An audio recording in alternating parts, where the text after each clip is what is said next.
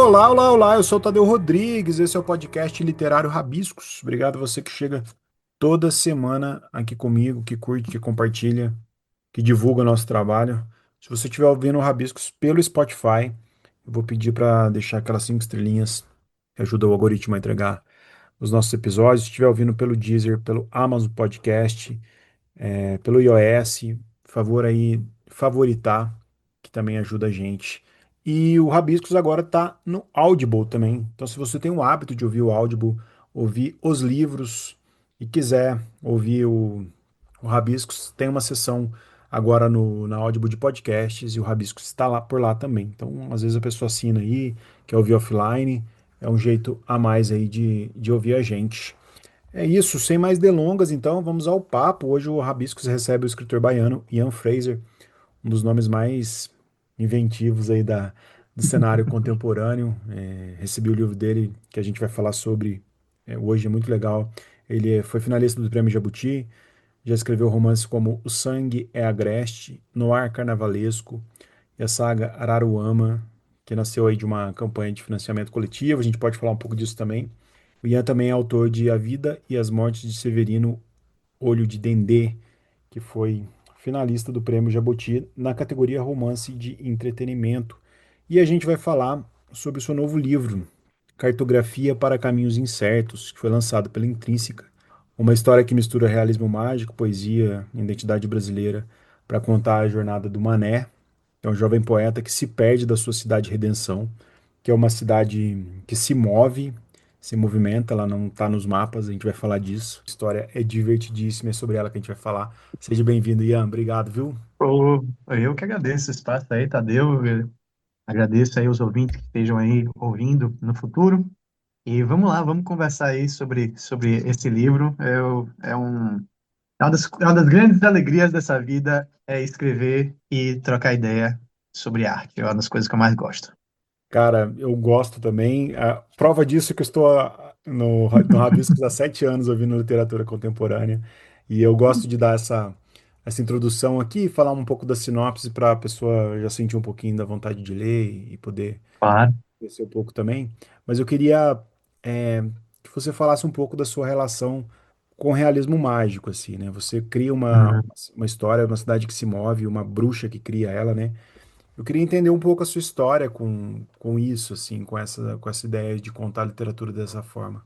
Ah, maravilha. Eu sou apresentado ao realismo mágico, não como um mergulho, mas assim, apresentado mesmo na escola, né?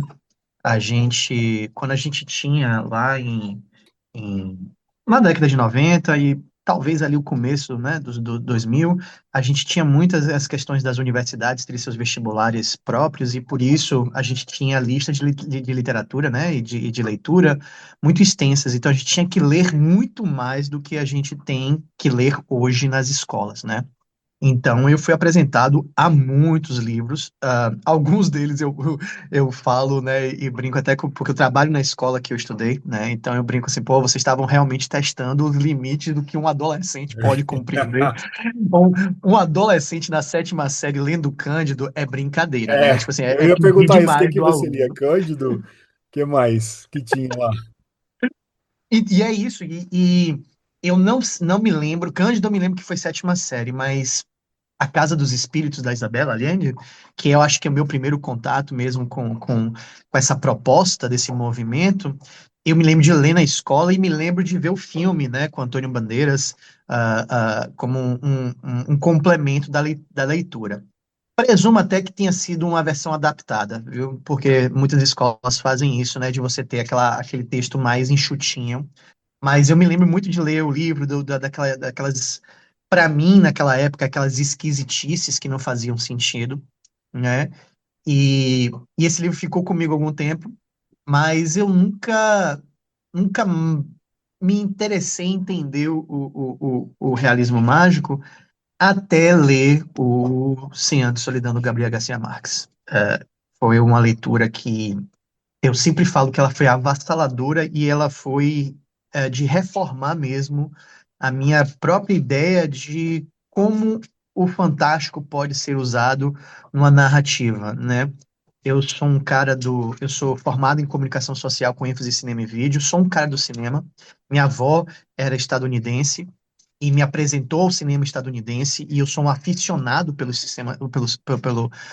cinema estadunidense, né? Eu diria que ali 30, 40, 30, 40, 50, quase 60 é o meu lugarzinho assim de conforto com o cinema hollywoodiano, né? É o que eu gosto mesmo. Hitchcock é o meu diretor assim que eu acho que mais fala comigo artisticamente, né?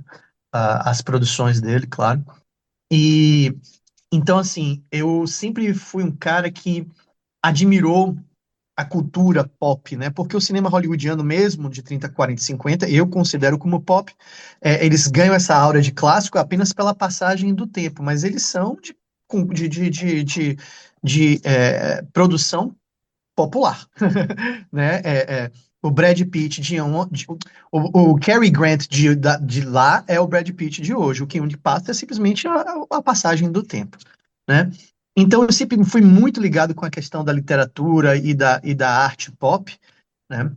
E o fantástico no pop não é o fantástico do realismo mágico, né? Porque as propostas são muito diferentes. O que quer se contar é muito diferente. Então, aquilo ali foi para mim, tipo, uma nova possibilidade, né? E eu sempre gosto de marcar que algumas obras foram, assim, fundamentais para eu entender o meu papel na literatura, né? E se Gabriel Garcia Marques com realismo mágico foi o fantástico, o sangue na, o, sa- o Areia nos Dentes do Antônio Chechnesky foi a minha descoberta com os limites do formal, né, da formalidade do texto. Que em cartografias acontece de forma muito, muito módica, mas que está presente em quase todas as minhas obras. O Sangue Agreste, que por sinal foi o meu primeiro romance, que eu estou reescrevendo neste momento, parei aqui, né, a gente tinha marcado horário aqui, então parei para conversar com você, mas eu estou reescrevendo ele. E aí eu estou vendo o quanto, porque foi meu primeiro romance e logo depois do Sangue Agreste eu falei, velho, eu tava realmente querendo imitar o Chechevsky, Vou porque ler, eu vou é, ler. aquela brincadeira que ele faz com os limites da arte e as várias formas narrativas dentro de uma forma narrativa, aquilo para mim foi libertador. Então, o realismo mágico, para mim, chega como uma liberdade criativa. Ali, o Gabo me presenteia, e depois retornando para a Isabela Allende, depois lendo Juan Rulfo, depois, né, me aventurando na literatura da América Latina, eu me vi sem amarras daquela coisa tão cristalizada da narrativa hollywoodiana, e não digo isso de forma pejorativa, certo? Digo isso como uma análise muito fria e até afetuosa, porque não deixei de ser essa pessoa, né? Mas existe uma fórmula ali que ela é muito rígida, né? E esses autores me mostraram uma forma de ser talvez mais fluido, e nessa mistura desses dois aí, né, como um bom baiano, na mistura da Bahia com o Egito, para citar El Chan, porque é claro que um baiano não vai Ah, fazer uma entrevista sem citar baianidades. muito bom. Então, assim, nessa mistura desses dois lugares, eu meio que fui onde eu me encontrei para poder achar minha voz, que é o que eu estava falando sobre o Sangue Agreste, onde talvez me libertar um pouco dessas vontades de referências e criar e desenvolver uma voz própria. É muito legal. Eu conheci só o Cartografia, quero ler os outros livros seu, e você falando isso. Eu gosto muito da literatura fantástica também. Esses dias eu estava até relendo um Uhum, livro da Kozak, que é o Adolfo Casares, o Borges e a Silvina Ocampo, que uhum, ainda com os contos maravilhosos, assim. E vendo você falar, você falou da sua influência do cinema. A gente teve recentemente a adaptação cinematográfica do Cem Anos de Solidão, né? Que uhum. teve também a adaptação do Pedro Páramo, também do Juan Rulfo, Sim, que é sim, sim, sim. outro emblema aí da literatura fantástica. Sim. E quando você fala, você falou da sua influência do cinema norte-americano, até pela sua avó, e depois você fala, voltei para a literatura latina. Há de convir que sempre que a gente fala da literatura latina, a gente exclui um pouco o Brasil do realismo fantástico, né? Isso Uhum, é muito uhum. curioso, né? Eu queria ouvir de você, É verdade, porque a gente é tem verdade. escritores que fazem. É, Mas você fala assim, América Latina não tem Brasil escrevendo. é verdade, é um excelente ponto. A gente tem, né? Eu tava. A gente tem. É porque, de novo, o realismo mágico ele é algo até difícil de falar, porque toda hora parece que chega alguém com propriedade, né? E me mostra que eu não estou entendendo nada do que eu achava que eu entendia. Ah, isso não é e aquilo não é. Então, é um lugar até, para mim, pessoalmente, até difícil de falar no sentido de propriedade, porque parece sempre estar em um diálogo de isso aqui é isso aqui, isso aqui, isso aqui, sabe? De a cerca em volta. Mas, assim, se você pegar a Jorge Amado, ele flerta muito com coisas do realismo mágico, né? Dias Gomes, né? Eu tava conversando com um amigo meu que o Dias Gomes vai ser o homenageado de uma festa literária aqui em Salvador. E o Dias Gomes também, nas suas novelas, flertava com coisas que dialogam com o realismo mágico. Então, tem, tem muitas brasilidades que eu acho que dialogam, mas realmente, quando a gente vai citar, parece que a gente cai nesses, talvez, quatro grandes nomes, né, que não são brasileiros, né? Eles meio que monopolizam esses diálogos. Eu concordo. É verdade, é curioso isso, né? Por isso que é importante a gente entender a literatura contemporânea acontecendo também, né? As pessoas criando a partir daí. Uhum, E aí, de repente, você cria a redenção, né? A cidade que se uhum. move, a bruxa cria, né? Tem até uma frase de destaque: certeza é coisa miúda, cabe no bolso. Grande mesmo é a dúvida. A A dúvida. bruxa é uma personagem que aparece logo no comecinho e ela é muito boa a personagem, né? Ela explica ali quase que como uma pirraça, para colocar a redenção em forma de andança, né? E você cria Uhum. essa cidade. E como que foi, né? O que que você pensou na redenção, né? Onde que a Bahia está presente também nisso, em termos de localidade, em termos de território? Ah, ótimo. Então, é, Cartografia para Caminhos Incertos, ele é um livro que ele foi uma experiência que diverge de todas as minhas experiências prévias, não só pelo produto final, mas pelo próprio modo de escrever, né? Pela própria técnica. Ah, como eu disse antes, eu estou muito ligado a é a minha grande.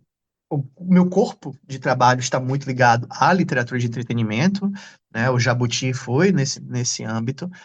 E a literatura de entretenimento, para funcionar tal qual o mercado estabeleceu, ah, o engajamento do leitor, né? Ou do espectador, se fosse for para o cinema, ele se baseia em um senso de conhecimento e de uma certa segurança daquilo, sabe? Tipo, de um reconhecimento, porque uma coisa muito abrupta já vai lá, já vai para a questão do vanguardismo e aí já não é tão de entretenimento, né? Então, assim, eles são estruturas narrativas que dependem muito de não fórmulas no sentido como a gente pensa, fórmula de bolo, mas é muito na questão da fórmula no sentido A leva a B, que leva a C, e o resultado disso é D, porque existe uma coerência, uma coesão de desenvolvimento, de ações que precisam dialogar com o espectador nesse lugar de reconhecimento.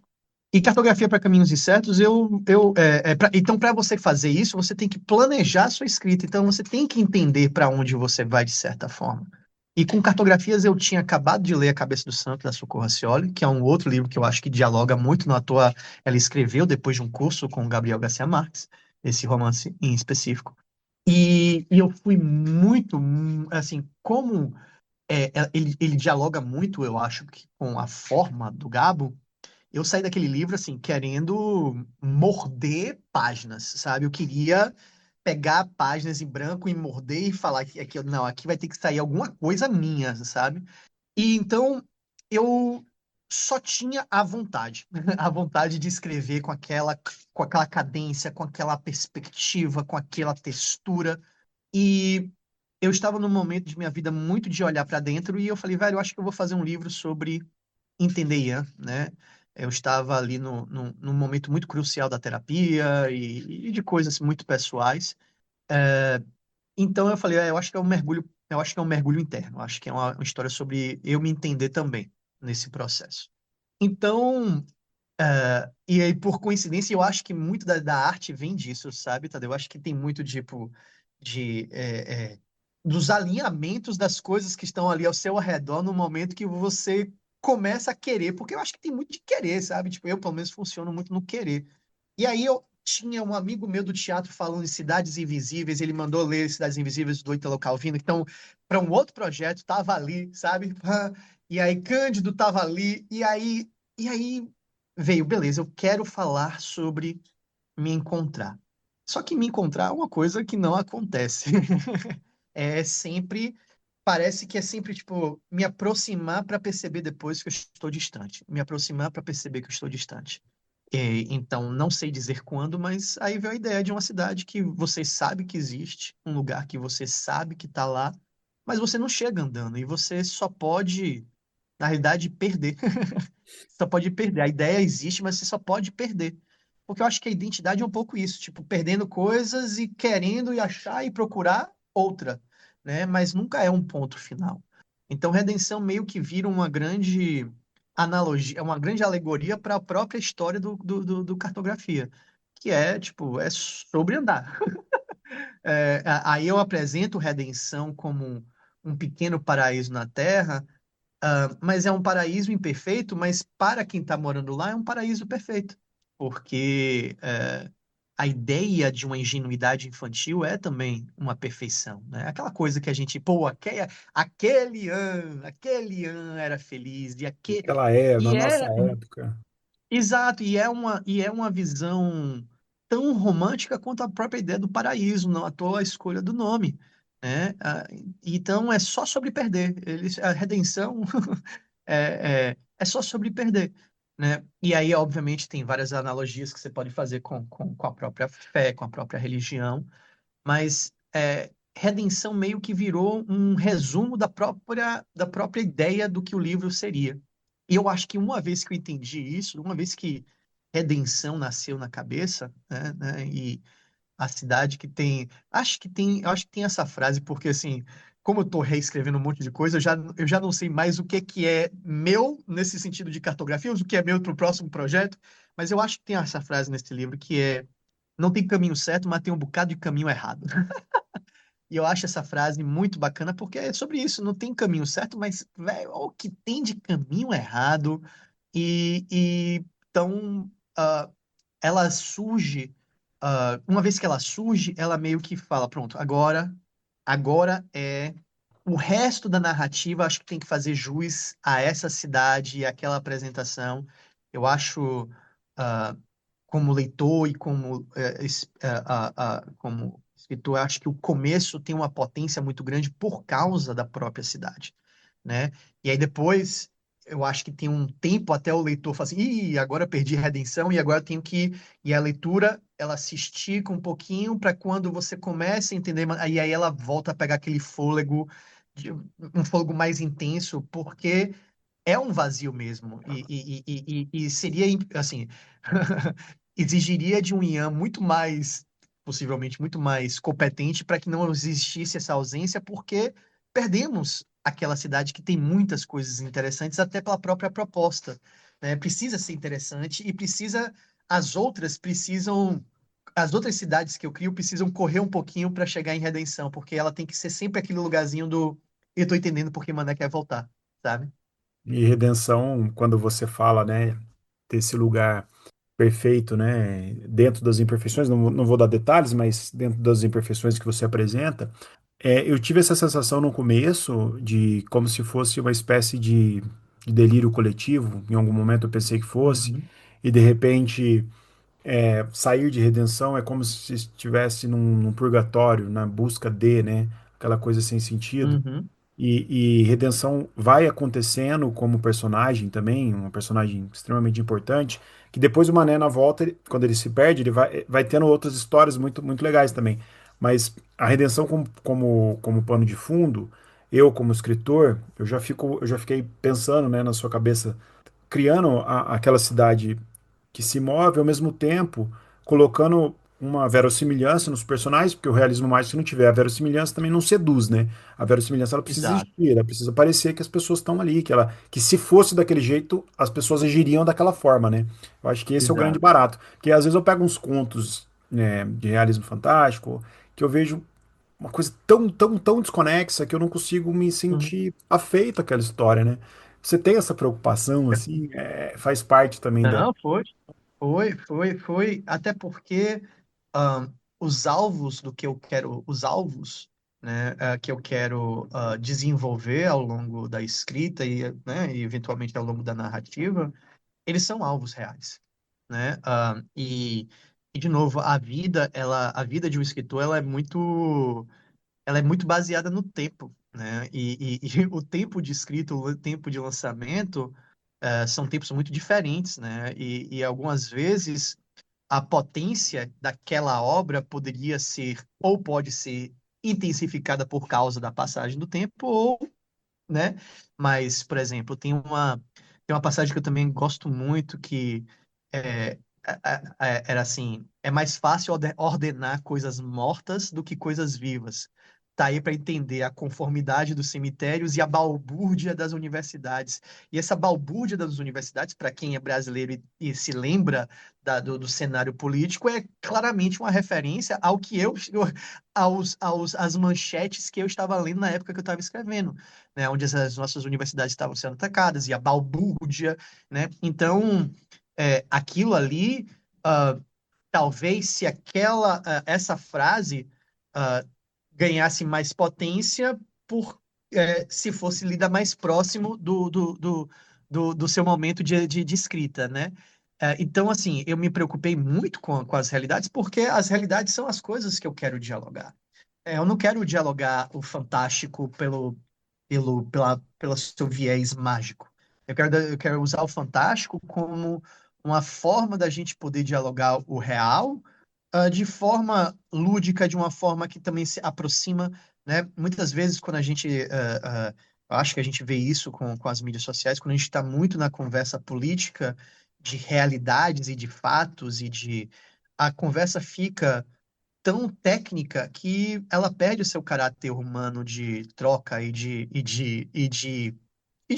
sabe, de conexão, né? E muitas vezes eu acho que a arte ajuda nisso. Então, sim, eu me preocupava muito em manter a verossimilhança, não à toa, quando eu fiz muita questão que a primeira frase do livro, que vai ser um livro repleto de cidades falsas, né? Você vai ter Dionésia, você vai ter Lemniscata, você vai ter Semiose. Então, são todas cidades que eu criei. Mas a primeira frase você já tem, assim, umas 7 cidades baianas de verdade, sabe? Entre Irecê e Xique-Xique, Macaúbas, sabe? Então, você já tem ali um senso de, ok, tô perto, mas não tô nessa Bahia que eu conheço. Mas é a Bahia, sabe? Não dá pra... Se eu faço sem centralizar essa perspectiva no cenário baiano, eu acho que eu perco o que há de poderoso nessa construção, sabe? Ô, Ian, e é muito legal Ah, você falar isso, eu entendendo a história, agora entendendo um pouco a sua cabeça para construir a história, quando você coloca, né, esses elementos, e aí nesse balaio todo você cria o mané dentro da poesia, você coloca elementos alegóricos muito fortes ali, como o beijo do amado, né, a revoada da borboleta, e de repente o poeta perdido da cidade que anda e o poeta tentando entender o mundo maluco onde ele tá e começa a acontecer coisas fantásticas com ele, né? Quando a gente coloca um poeta no realismo mágico, porque o poeta por si só, ele já é inserido no realismo mágico porque ele tá sempre com a cabeça muito longe, né?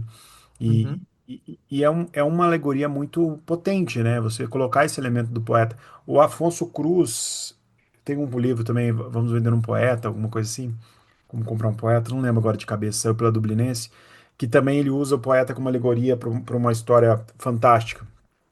uhum, Como que foi isso, né? Como que é a sua relação com a alegoria? Você já explicou um pouco dentro do realismo fantástico, sua influência, mas para criar o Mané mesmo, o personagem, né? uhum. Porque eu escrevo também, então a gente vive um. Você teve aí a história, você teve redenção na cabeça, você explicou, Uhum, muito bem explicado, e de repente você precisa colocar personagens, né? E ser sim, poeta por si só já é também um pouco de realismo, né? De realismo exato. mágico, né? Como é que foi isso? Então, o Mané, ele surge. ah, então, esse é um livro, na realidade, muito mais. Eu falo muito da Socorro Acioli, até porque é uma pessoa viva e nordestina, então existe E também não só talentosíssima, né?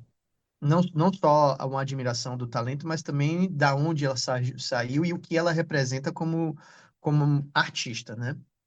Mas se a gente lê Mané com mais, talvez com mais repertório do que ouvindo Ian, as pessoas vão entender que ele é muito mais cândido do que qualquer outra coisa. Não à toa o livro, ah, ele foi chamado de Mané ou a Persistência até boa parte do processo editorial, né? E aí, conversando com a Intrínseca, a gente percebeu que ah, Manel, a persistência, Cândido, o otimismo, se a gente lança isso, é um livro que vai estar sempre à sombra da sua referência. E ele precisava ter uma história própria, por mais que seja uma grande inspiração mesmo. Não à toa, o começo, a última frase é idêntica do Cândido ao Otimismo. Tem Pangloss, né? Tem um momento ali de Pangloss, onde eu faço uma citação também. Ah, então, Cândido, o otimismo de Voltaire, está muito lá. E Cândido, do Voltaire, ele tem um propósito muito específico. Voltaire é um escritor satírico, né? Ácido, sarcástico, cínico, eu diria até. E então ele tem um alvo e um propósito muito claro. Ele quer atacar o otimismo como uma vertente filosófica e quer destruir esse conceito através da arte dele e através do personagem Cândido. Então ele maltrata Cândido o livro inteiro. E é isso que eu me lembro, eu li esse livro na escola, então é isso que eu me lembrava quando era aluno. Eu me lembro assim, pô, esse livro é sobre machucar um personagem, sabe?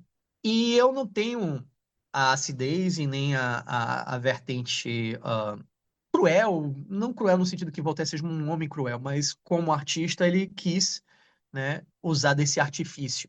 Eu raramente quero ser cruel com meus personagens. Então, é, eu tinha um propósito diferente de Voltaire. Então, Cândido, Mané, ele é, de certa forma, um Cândido, um inocente, e ele também precisa ser uma folha em branco, né? Ele precisa ser um personagem desprovido de conhecimento e de causa para que as coisas que ele vai vivendo fora desse paraíso sejam as coisas que nós, né, nós aqui dividimos, porque é sobre a gente, né?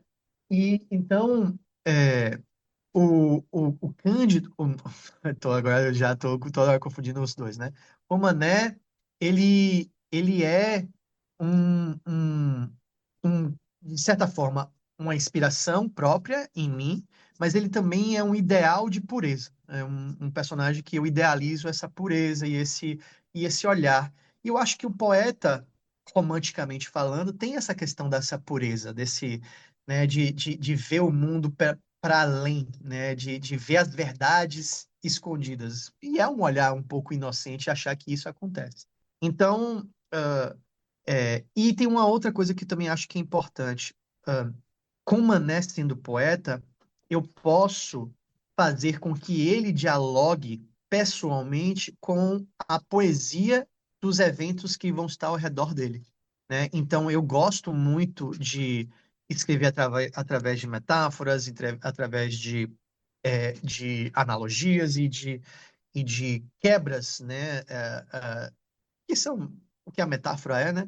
Então, se o meu personagem dialoga com o meu jeito de escrever, eu já tenho também uma coisa um pouco mais horizontal na leitura, sabe? Então, estão alinhados.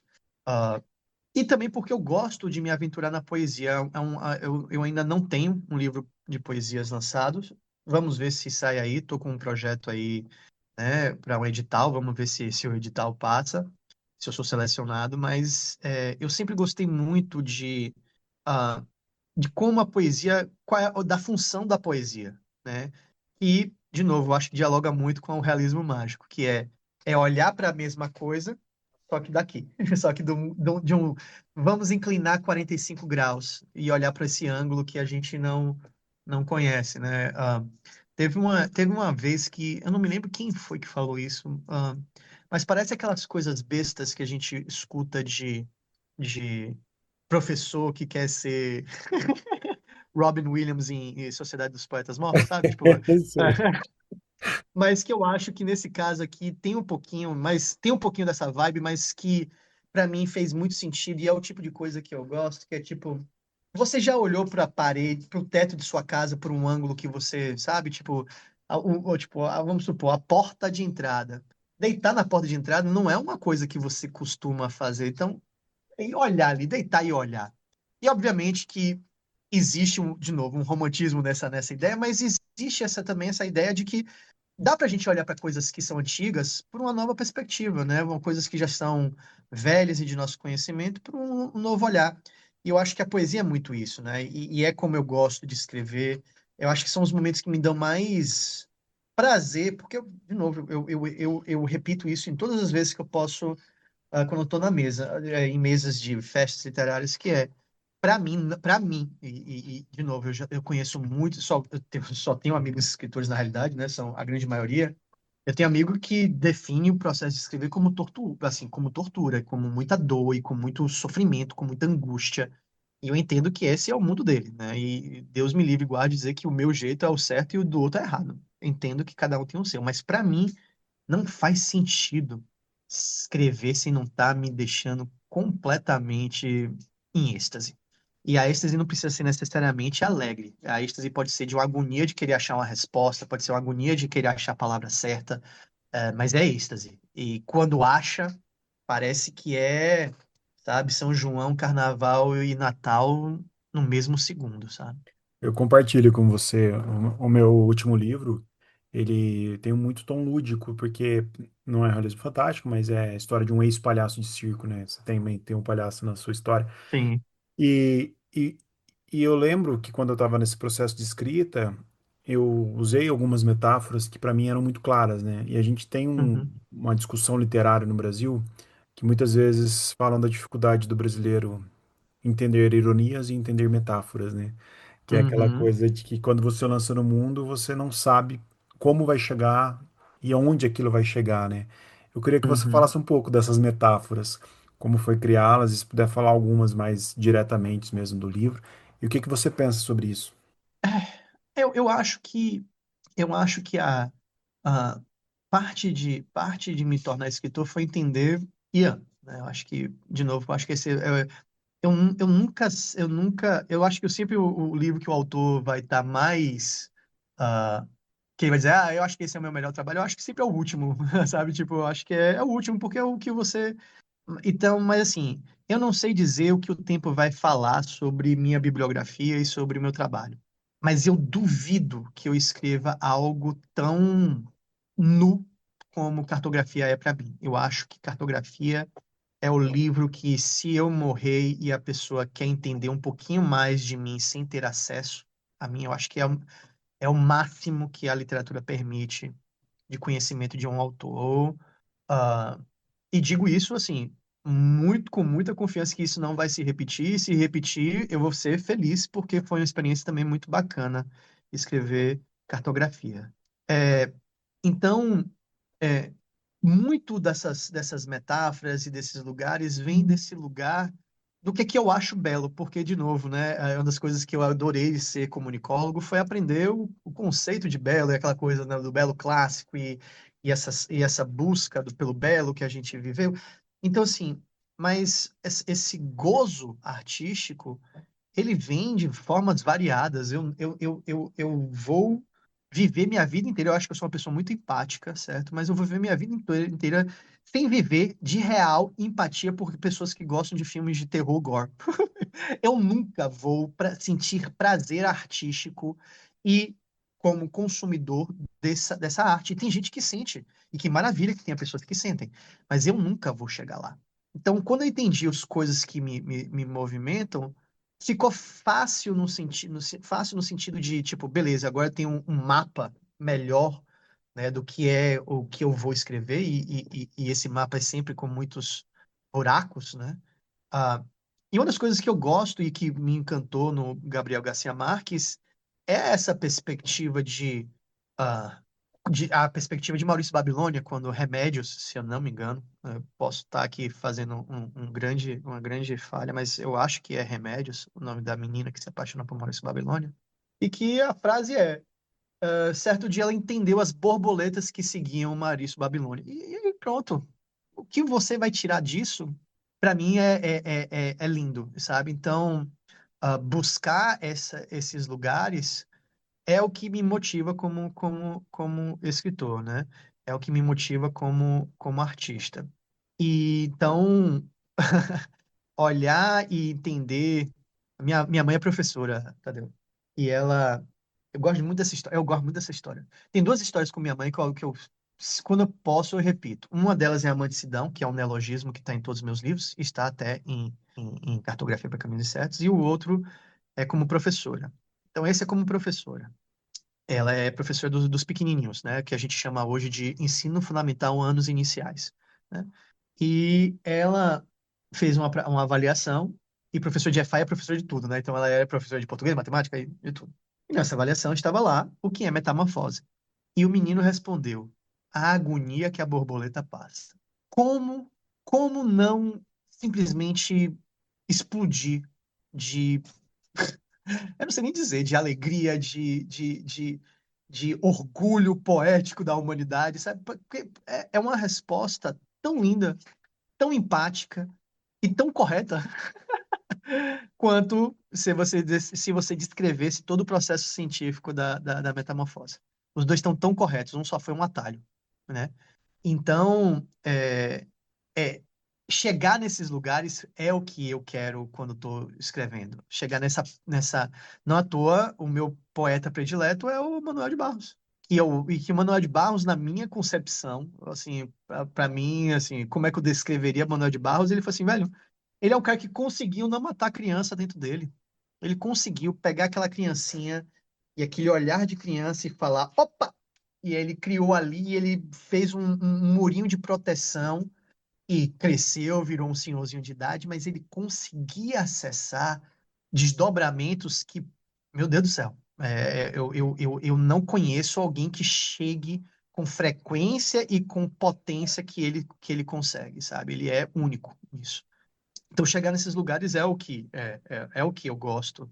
E também gosto da ideia, e aí voltando para a outra história de minha mãe, da grande influência que ela é, de que e é um outro ponto muito caro para mim, que é a literatura, ela como mercado, né? Ela, principalmente no Brasil, certo? Porque é o único mercado que eu posso falar. Eu entendo um pouquinho do americano, mas é um pouquinho mesmo, e Deus me livre guarde dizer que eu tenho propriedade, mas o mercado brasileiro eu entendo um pouquinho mais. E uma das grandes críticas que eu tenho é que o mercado literário, como conceito e como ideia, ele se sustentou e se sustenta ainda muito numa exclusividade. É uma ideia sempre muito exclusiva. Poucas pessoas leem, pouquíssimas pessoas escrevem, e tem muita gente que escreve, tem muita gente que lê, mas poucas dentro do que o mercado considera mercado, né? Então, é um lugar de muita exclusividade. E geralmente está muito ligado à intelectualidade e capacidade de intelecto e de sabedoria. E eu fui um aluno com muitas dificuldades, tá? Muitas dificuldades acadêmicas, e eu tenho muitas dificuldades de escrita e de compreensão até hoje. Não é fácil para mim estar em vários lugares aonde se cobra excelência, sabe? E quando em Sangue e Agreste aconteceu o que eu gosto também de contar, que eu vi o que um erro meu pode virar poesia, é o que minha mãe fez com a mansidão. A mansidão é uma palavra, é um neologismo meu, mas é de minha mãe, né? É meu no sentido de que eu que tornei ele neologismo, né? Porque para minha mãe era só uma história. Mas é de minha mãe, mas é meu também. Eu quero dividir com ela isso, né? E tenho tatuado aqui no meu braço, escrito na mão dela, a mansidão. E era de uma música de Roberto Carlos. E ah, E ela falou assim, pô, só Roberto Carlos para usar uma palavra tão bonita como amanticidão na sua música. Amanticidão deve ser uma coisa tão linda e tão poderosa. E anos depois ela entendeu que era amantes se dão, né? Três, três palavras. E aí, Maravilhoso. e aí eu falei, pô, mãe, mas é tão bonito você achar que a mansidão é uma palavra? Por que não, velho? Então eu tratei de fazer virar. E, e falar que é isso, não é sobre acertar, é sobre ver a beleza, mesmo errando, mesmo com a escrita, sabe? Errando ser cedilha quando devia ser dois S's, enfim, whatever. Se tá ali uma coisa que é maior do que isso, para mim sempre foi isso mais importante. E então, quando eu cheguei nesse lugar, eu acho que também me ajudou a entender e botar isso na minha arte, sabe? Uma liberdade, sabe? A mansidão. E a mansidão nesse livro, então, é ainda mais poderoso, porque eu faço um capítulo, um final de capítulo, onde eu pego o trecho da música do Roberto Carlos e eu uso a mansidão do jeito de Roberto Carlos e a mansidão do jeito Elizabeth, que é minha mãe, né? Então, pô, não, eu conto essa história sorrindo, então, pô, como é que não fazer isso? Eu só vou fazer isso, E é sabe? muito bom porque você falou do Manuel de Barros, por exemplo, né? Que ele manteve a criança dentro dele. E o Manuel de Barros, por exemplo, é um poeta que a academia lê ele, explica ele, e uma criança de 6 7 anos lê ele e explica ele também, né? E você falando Exatamente. do poder de criar palavras, né? Que a criança faz isso, né? A criança cria palavras e a gente acha bonitinho, né? O adulto cria Aham, palavras e a gente acha estranho, a gente recrimina, a gente aham, a criança aham. tá aí, né? Movimentando. Não, a criança é um lugar de tanto aprendizado, sabe? Eu trabalho em escola e, e é sempre incrível, é sempre incrível. É. E principalmente, assim, eu dedico esse livro às professoras, né? E tenho um respeito imenso. Fiz questão de lançar esse livro na escola que eu estudei, dedicado a minhas professoras, porque é a profissão que eu mais admiro. E vou te dizer, ainda tem um lugarzinho mais especial ainda para essas professoras do que a gente chama EFI, né? Que são as pessoas que. Eu tenho, eu tenho uma peça chamada A Máquina que Dobra o Nada, que é infanto-juvenil, né?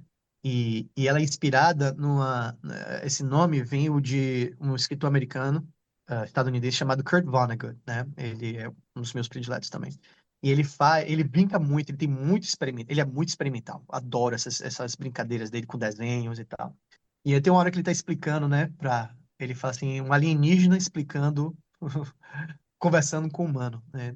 Então, não, na realidade é um alienígena conversando com outro alienígena. E ele fala: Isso aqui é o símbolo humano para o tudo. E aí tem os desenhos do infinito, né? A lemniscata. Uhum. Isso aqui é o símbolo humano para o nada. E aí tem um zero, né? Que é uma bolota, né? Um zero, uma bola, uma coisa meio oval. E aí, em inglês, eu acho que em inglês funciona melhor, mas também funciona em português. Porque se você pegar o símbolo do infinito e você dobrar, ou do nada e se dobrar, vira a lemniscata. Então, everything is nothing with a twist. Eu acho que a criança, e eu acho que a professora de ensino fundamental, ela faz isso. Ela dobra o nada. Ela pega aquele cérebrozinho que tá ali, uma esponja completa, mas completamente desprovido de coisas, de linguagem, ele tá ali aprendendo e ela consegue ensinar o beabá. E o salto do beabá me parece, assim, exponencialmente maior do que você aprender logaritmo quando você já entende a equação do segundo grau, sabe? Para mim, você sair do nada da linguagem e conseguir escrever e ler é muito maior do que você sair de equação de segundo grau ou regra de três e ir para um logaritmo. Para mim, não tem nem comparação esse salto. Então, eu guardo aí esse carinho imenso pelas professoras do ensino fundamental. Muito bom, Mas Ian. isso, Para a gente ir para a reta final, tem uma pergunta que eu preciso fazer, porque quando diga. o Vitor, que está aqui com a gente, inclusive um abraço para o Vitor, mandou uma. Então, tá aí. É engraçado porque eu não tinha visto ele no.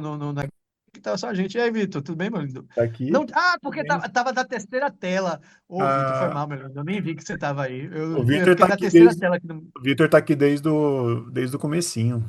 Meu Deus do céu, Vitor. Você não tá em casa, não, Vitor? Vai pra casa, Vitor. Menino Tá vai descansar, trabalhando pô. ainda. O Vitor que é da comunicação da Suíça, que tá aqui. Eu não admito você. Pô, vai descansar, menino. Ô, Vitor, dá um oi aí pro pessoal do Rabiscos, aí. Oi, pessoal, tudo bem? Tô aqui Aí. caladinho só ouvindo o papo. E aí ele me mandou o material e tava lá que você é um aficionado pelo filme A Múmia, né? E pelo seu nome, né? Sim. Que tem o Brandon Fraser no filme. Eu queria entender isso É. antes, a última pergunta do programa. Ótimo, ótimo. Vou adorar terminar com essa, porque o Vitor já me ouviu falar isso tantas vezes, mas então, assim, meu nome é Ian Fraser de verdade, certo? Não, não é pseudônimo. Ah, é uma das grandes coisas que a gente que não deu pra gente, né, conversar, Tadeu, mas é uma das coisas que me levou muito nesse questionamento sobre meu papel no mundo e da minha baianidade, na minha brasilidade, sempre foi isso, né? Um cara que foi alfabetizado em inglês, morando na Bahia. Eu estudava numa escola que priorizava o ensino em inglês, Você e foi com esse nome, alfabetizado em né? inglês. Menos. Oi? Você foi alfabetizado em inglês. Eu fui alfabetizado isso, primeiro em inglês. O português era a minha segunda língua na escola. Olha Era a só. primeira língua na rua, né? Porque eu vivia em Salvador. Mas eu estava aprendendo e sendo alfabetizado num processo de educação em inglês. Ah, São familiar por conta da e sua avó, assim? exato, minha avó era a bibliotecária dessa escola. Minha mãe era professora dessa escola. E é uma escola muito renomada aqui em Salvador, é uma excelente escola, mas ela é focada para pessoas que planejam sair de Salvador quando se formarem. Sim. E então, Ian Fraser, né, então sempre vivi perdido nesse lugar, perdido na tradução, né? Então, é meu nome. Não é por causa do Brandon Fraser, apesar de eu ter um carinho imenso por ele. Ele é um lindo, eu acho o Brandon Fraser um lindo, assim, eu acho que o que ele representa hoje como ator e pela luta dele, né, e por ele se refazer depois de tudo que ele viveu, eu acho uma história belíssima, mas isso é só coincidência.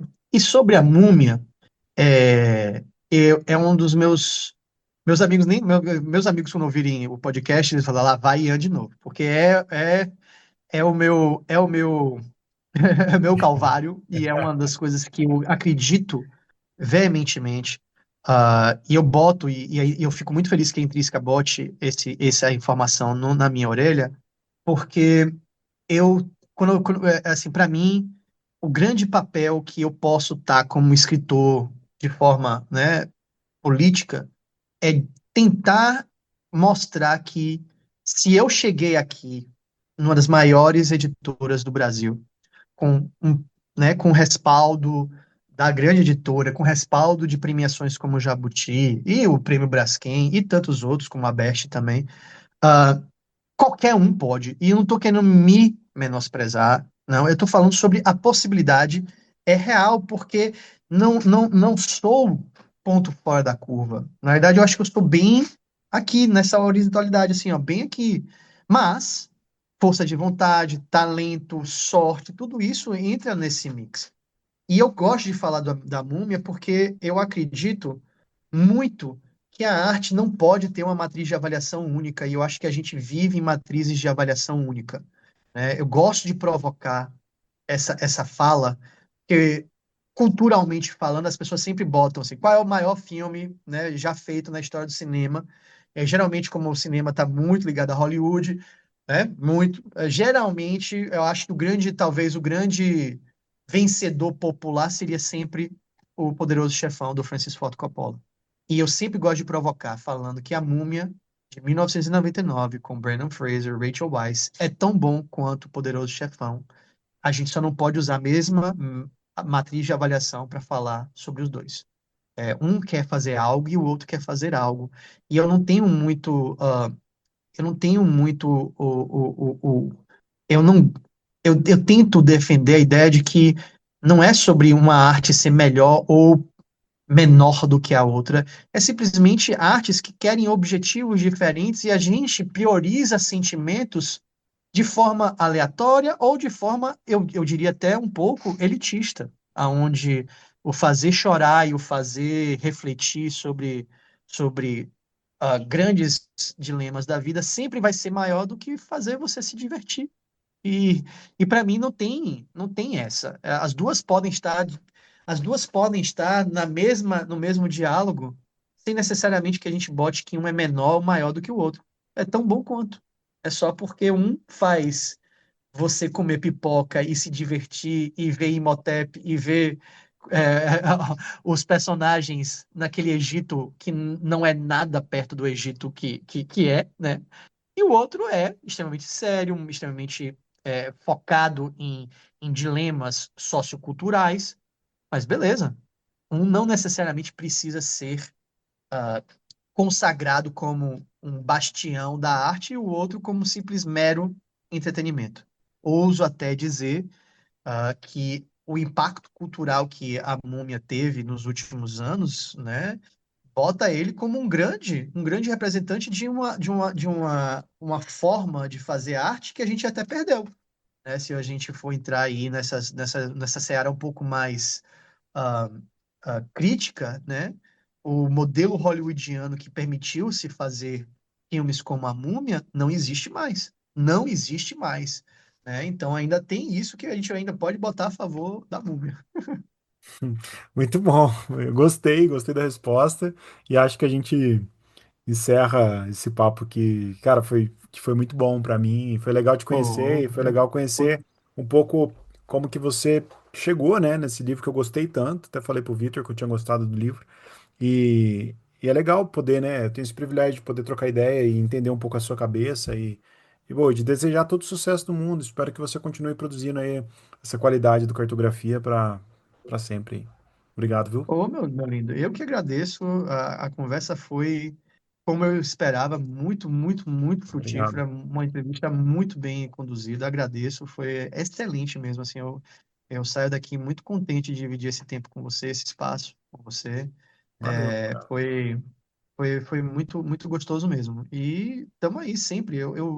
É, eu acho que, né, o Vitor que está aqui com a gente, ele já me ouviu falar isso muito assim. Eu tô aqui para conhecer pessoas, sabe? E é assim que e foi assim que eu cheguei na Intrínseca, sabe? Não foi cavando sozinho. Foi Compartilho com você. com muita gente se mobilizando. Foi com muita gente se mobilizando mesmo, né? Então, essa ideia do autor sozinho escrevendo, ela pode acontecer em determinado momento, em um recorte muito específico do processo criativo. Mas não se engane, não. Para fazer um livro acontecer, é necessário uma comunidade muito forte, uma comunidade muito dedicada, né? Ainda mais quando a gente está falando nesse âmbito ainda, né, mais mercadológico mesmo, de uma editora com grande distribuição e tal. Mas até no financiamento coletivo, né, que é o Vi, eu precisava literalmente de uma comunidade. Então, fico muito feliz de estar aqui dividindo esse espaço com você, Pô, a de casa é sua. conhecer a galera que vai chegar e ouvir. Pode sempre, tenho orgulho disso e tenho provas. Pode sempre mandar um DM, eu respondo Qual que é todo o mundo que Instagram seu, conversa Ian? comigo. Pessoal? O meu arroba é Ian Fraser, meu rei, certo? Ian E, ó, Fraser, meu rei. disclaimer, baiano não fala meu rei, mas eu falo. Muito bom. Obrigado, viu? A casa é sua quando quiser voltar. Espero Valeu, novos Tadeu. projetos. Vitor, obrigado. Pessoal de casa, semana que vem a gente volta com mais papo. Um beijo a todos. Bom dia, boa tarde, boa noite.